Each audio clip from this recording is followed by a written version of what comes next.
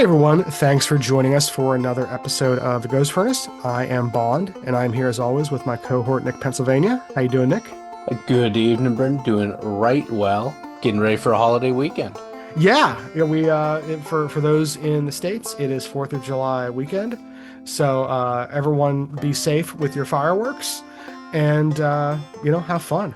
Yeah, Um, if you're gonna firework, if you're gonna participate in fireworks, don't firework and drive. Absolutely, that is something you should not do. Don't even think about it. But yeah, so we have a long weekend coming up, which is always nice here in the States. But we still wanted to get together today and talk to everyone about some spooky stuff. Now, I was researching something earlier in the week, and I was ready to go. I asked Nick if we were good to cover my topic, and he's like, "Hold on, hold your horses, hold the phone, hold your butter." And I was like, "Okay." Don't paint your hand to punch the luggage. Yeah, don't mix your milkshakes with arrows. Yeah. So here we are. So I have no idea what we're gonna be chatting tonight. Normally it's the other way around, right? Well, Um, yeah, I feel like you've been doing so much of the lifting of late that I kind of wanted to come in just with a little topic, and I've been tossing around for a while some of the things that have frustrated me in the hmm past. And I've talked about and maybe we'll get into more in depth at some other time, how there's a supposedly haunted inn around us, Okay. and Yeah. there's a movie theater, and they had a ghost story contest, and Yeah. then they were trying to pass that ghost story off as being true. And I fear that that's what was with the end as well, blah, blah, blah, blah, blah. I hmm feel that it's crass to do something like that. But I was, while I was dwelling on that, I was trying to like do some digging into stories that were pretty well and thoroughly debunked. And hmm I kind of went down a little bit of a rabbit hole. One of my favorite shows ever, I think it was a Canadian show, low budget, fantastic show called Paranormal Home Inspector, I believe it was. Oh, Oh, it was, I'm not listen, familiar with this. Okay. it was one of those things. We had Roku early on and we found this and it was phenomenal. And I recommend it because they would have a conversation with this family that believed their house was haunted, Yeah. and then they would have a psychic come in. It was always Uh-huh. the same woman. Okay. And this is in the greater Toronto area. So Toronto, Oshawa, you know, hmm Gulf and everywhere, all these Brampton, all these sort of towns in southern Ontario. Anyhow, they'd have this psychic come in, and she is, like I said, this is where my phrase the person that never walked into a building that wasn't haunted. But, and this man, to me, is a Canadian folk hero. It was Okay. this home inspector guy, hmm and he would walk in and be like, well, the reason why your TV is turning on in the middle of the night is you have this universal remote and you're in this apartment. There's a lot of bad RF here. Oh, okay. And he was just like super straight. He was just a home inspector. I know you've had hmm recents with them, and I will never forget one in particular. These people were talking about how they would see this figure, like this black hmm mass, very spooky, Right. and this the psychic was going on about how it's a demon. Actually, that's your real problem. It's not even a ghost. She can't hmm stay here. The home inspector's like, your carbon monoxide levels are significantly Hi. high. Like, Yeah. this is dangerous levels.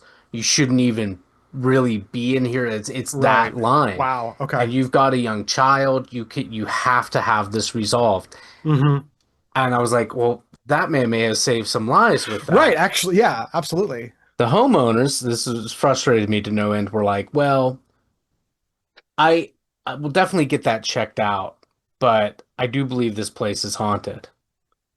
And I was so frustrated because, as you know, I would want to know, one, I live in constant fear of these hmm sorts of things because, Right. obviously carbon monoxide is odorless and Right. very difficult to It's a big deal. detect. Yeah. Right. It's a big deal, exactly. And, it's killed a lot of people. A hmm lot of people. Well, just even near where you're at, there was that tragedy just a while I back. could I was Yeah. walking back home from teaching, That's so And I saw sad. all Yeah. these lights, and I could Mm-hmm. see it's a block away. There were a house, a rental unit, Mm-hmm. 4 people, and 3 of them died. Yeah, it's insane. It's so It sad. was Yeah. really insane. It was Yeah. and I could, again, from this window I'm sitting at right now, I Mm-hmm. could see them being wheeled out and everything. And it Right. was, of course, some famous folks, Weird Al Yankovic's parents Mm-hmm. both Yeah. died, carbon monoxide. It's a serious thing. Yeah. But the other effects of carbon monoxide is you can have hallucinations, Mm-hmm. you can feel unease and dread and all these other things. But one of the things we've talked about quite a bit Mm-hmm. is infrasound. Right. And Oh I know yeah. you're real Yeah. hip to infrasound. Mm-hmm. Yes. Okay. And sometimes being called the Mm-hmm. fear frequency.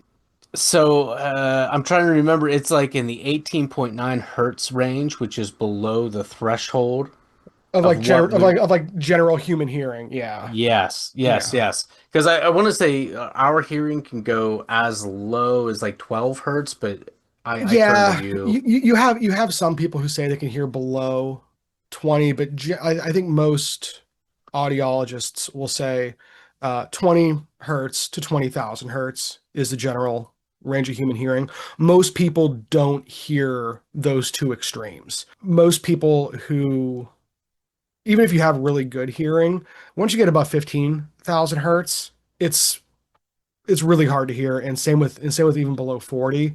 But what does happen with this infrasound is a lot of times, especially at the lower end of that frequency, those when we say frequency, what we mean is like the distance between the top and bottom of these sine waves. Which even if you're not really familiar with audio, you've seen sine waves like on oscilloscopes and things like that before, even if you didn't know what you were looking at. Um, and 20 hertz is a very long sound wave. Like the distance it takes for it to go from the top to the bottom is physically a long way. Mhm. And the amplitude, like the strength of those sound waves, is exponentially higher than what it is at the top end of the spectrum. That's why a lot of times you can like almost feel a train a few miles away, and then you start to hear it, and you really can't hear the train. You know, it's not like it would be if you're right next to it.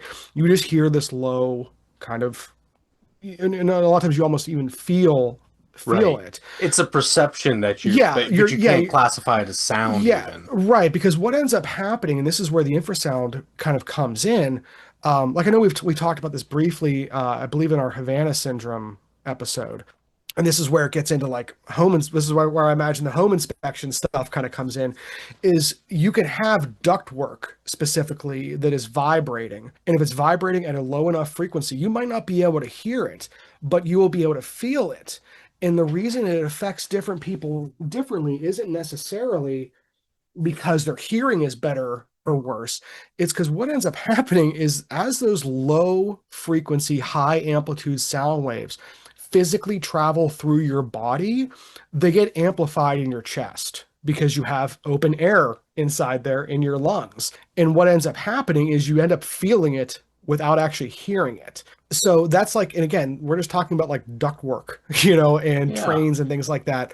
Not even anything paranormal, but if you've ever experienced that, it can really mess you up. Like I think a lot of us have had experiences where we've been at like concerts, for instance, and with when you're standing near those big drivers, those big speakers, sometimes taking a step, 6 inches to the right or 6 inches to the left, you physically feel different. You're like, something in me is not right now. Take a step another 6 inches and it's fine. But that's because it just happens to be exactly how it's physically hitting you. And Yeah. why it not be might not be affecting other people. Well, and the association of, and this is what I really want to get into, the Mm-hmm. association with paranormal things and infrasound Mm-hmm. is more of a recent development, to my understanding, than you might suspect. Mm-hmm. And you're likely already familiar with this paper, but in the very late 90s, there was a couple fellows, Coventry University over in Coventry, England, which, Mm-hmm. if you don't know where that is, there is Wolverhampton, there is Ooh, Birmingham. Yeah, Wolverhampton, what a great name. What a where Kevin great name. Rowland of Dexy's Midnight Oh, Runners fame is from, Wolverhampton. okay.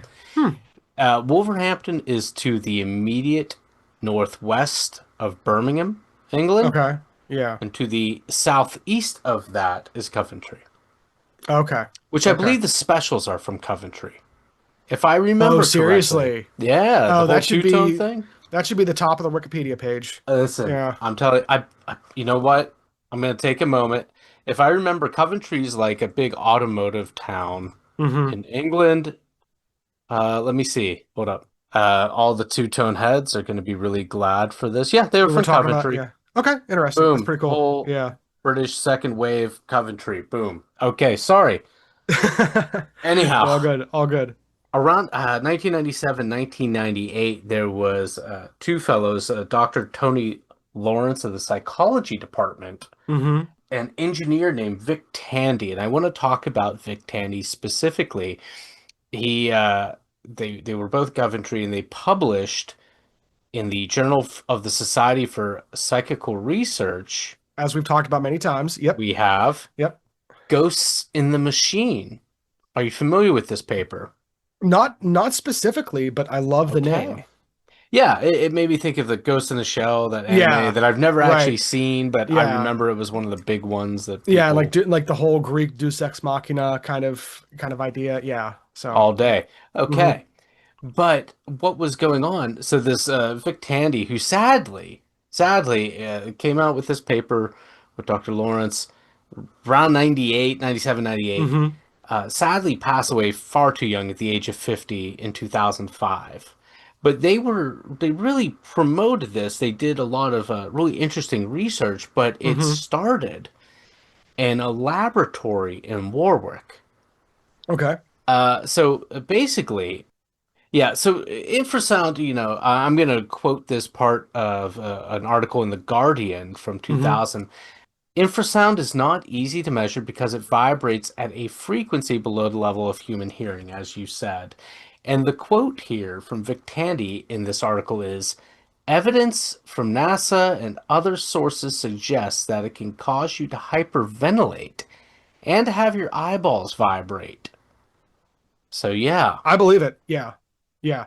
This- Now, in the paper, do they get into like like how it can cause like if it can cause like hallucinations well, or just the here's feel what like started like the the paper. physiological feelings, I guess. I Yeah. haven't read the paper itself. I just Mm-hmm. was kind of digging into this earlier this week. But Mm-hmm. the bottom line, this Vic Tandy fellow, he had been working in a haunted Right. laboratory in Warwick. There had been some staff, including a cleaner, that had given notice. They were reporting seeing a gray objects, like phantomy things out of the corner of Okay. their eye, and feeling Mm-hmm. sudden cold sensations. Ooh, okay. So Tandy was working in the evening, and he started experiencing this. And I'll read Mm-hmm. the quote from the Guardian article here, where he said, I felt the hairs rise on the back of my neck. It seemed to be between me and the door, so the only thing that I could do was turn and face it. So when he did that, Mm-hmm. it kind of evaporated, but it would reappear, again, quoting from the article, it would reappear in a different form the following day. And not a different form like a different gray shape. Mm-hmm. Apparently, and I really like this guy because one, he's an engineer. He had, with his son, created a mechanical circus at one point, Sounds which awesome. Yeah. awesome. He's into ghost hunting. He's hanging out with psychologists, and he was also a fencer. So if you need a dinner party guest, And as you know, right. I was briefly a fencer myself. That was Yeah, a it's fun it's hard time. that's hard to beat Vic in that one. Okay. Very Yeah, cool. Okay. I like just a well-rounded Yeah, individual. right. Yeah. So later on, not the same day, but he Mm-hmm. had a foil, Mm-hmm. an epee. He had it in a clamp. He was changing the grip because he had a tournament coming on. He Yeah. was doing all the preventative maintenance and care that one needs Mm-hmm. for fencing, sword fighting. So he had the handle in a vise, but the blade, and Started to vibrate. wildly. He says Wow. his exact Wow. words, it started vibrating like mad. Mm-hmm. But this wasn't at night. He wasn't alone. Mm-hmm. So he was still having all those same feelings. Yeah. So like the Yeah. hairs on the back of his neck were Mm-hmm. rising. Mm-hmm. So he was really curious, like, well, what is causing this? Because Mm-hmm. no, it turns out uh, there was a big fan, like an industrial fan, Mm-hmm. and it was creating the infrasound. When Yeah. he turned that off, he said, and this is a direct quote from him in The Guardian, when we finally switched it being the extractor fan, when Mm-hmm. we finally switched it off, it was like a huge weight was lifted. It Yeah. makes me think that one of the applications of this ongoing research could be a link between infrasound, Mm-hmm. and sick building syndrome. Didn't we talk about that with the Havana syndrome one? I We think I think we, I did. think we touched on it, but I didn't realize it was from this guy, let alone like a study. Okay, Well, cool. yeah, Okay. this guy is one of the people that is really responsible for uh, where our Mm-hmm. ideas about this now. So yeah, so he realizes every material object has a natural resonant frequency. I Mm-hmm. know I always cite the Yeah. Tacoma's Narrows Bridge, the original Tacoma's Narrows Mm-hmm. Bridge, the Galloping Gertie. Watch video of that if you haven't. It's amazing. That was also Well, caused yeah. by sound. Yeah, so even like not to interrupt or anything, but like No, go ahead. I mean we always talk about Mothman for the the Silver Bridge in Point Pleasant. People think that's part of why that came down with all the extra holiday traffic and everything.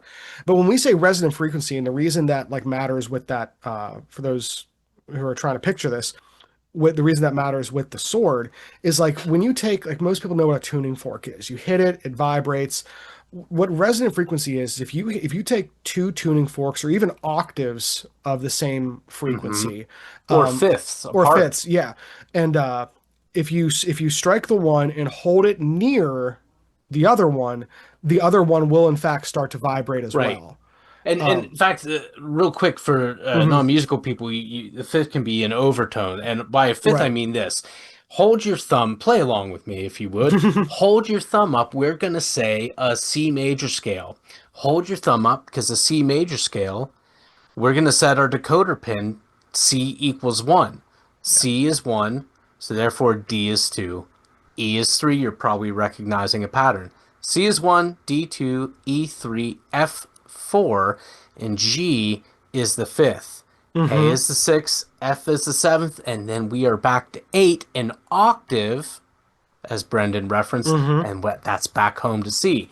But that fifth will also vibrate sympathetically. And if you have a musical instrument, particularly a stringed instrument, you can see this happen. So if Hmm. you have a guitar in standard tuning and you wallop that fifth string, open A, you can see your low E will also start to vibrate. To Yeah, vibrate as well.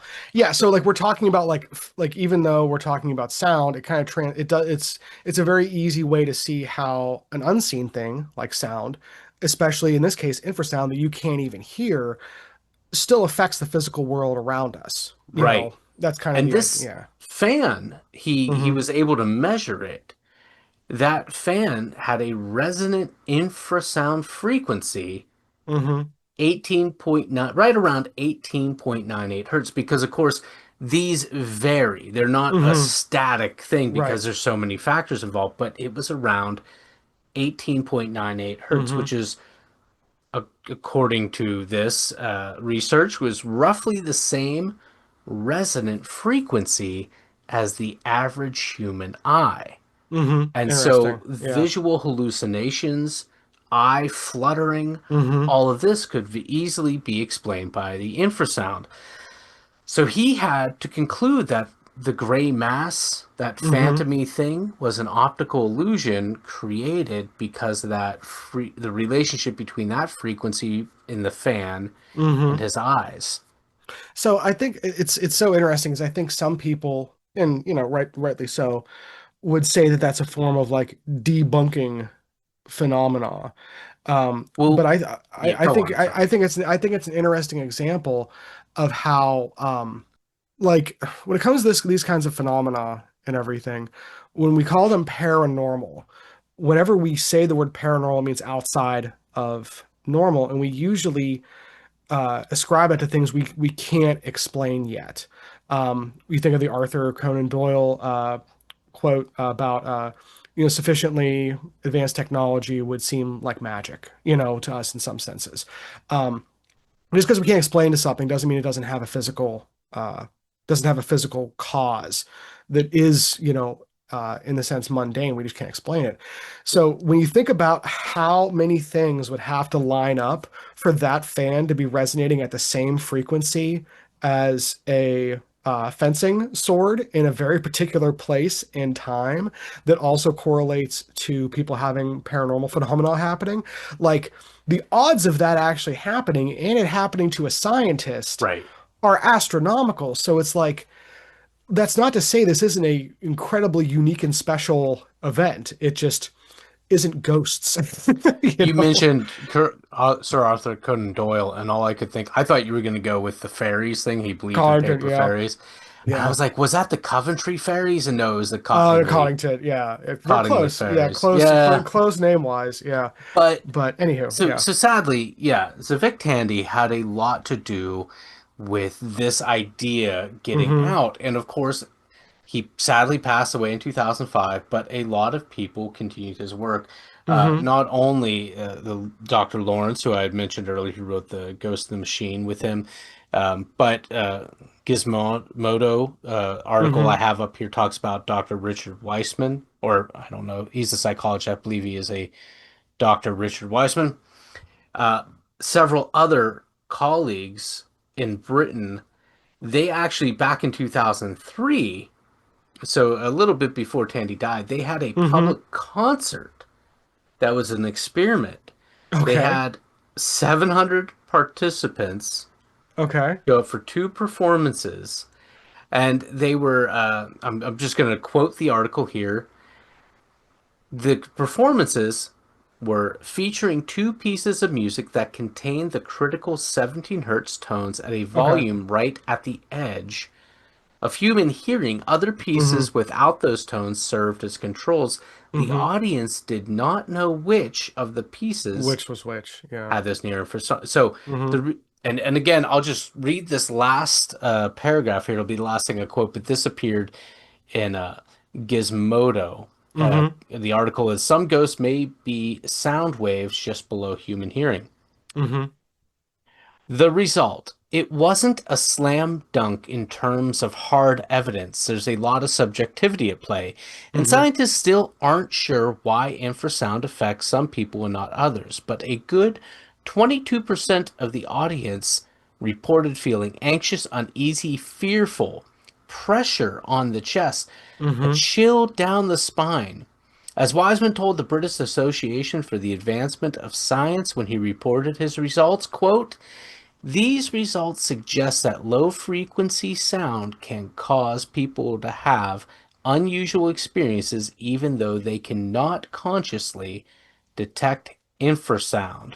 Mm-hmm. So there you are. There are a lot of other people who are quoted in here saying that they found that this can cause people feeling dizzy, feeling Mm-hmm. terror, feeling watched, all of these things. So, what I'm going to say, especially since I just came upstairs from watching a bunch of elderly Floridians talk about what life was like prior to AC, as we have large HVAC systems Yeah. and as cooling becomes increasingly important, and as we Mm-hmm.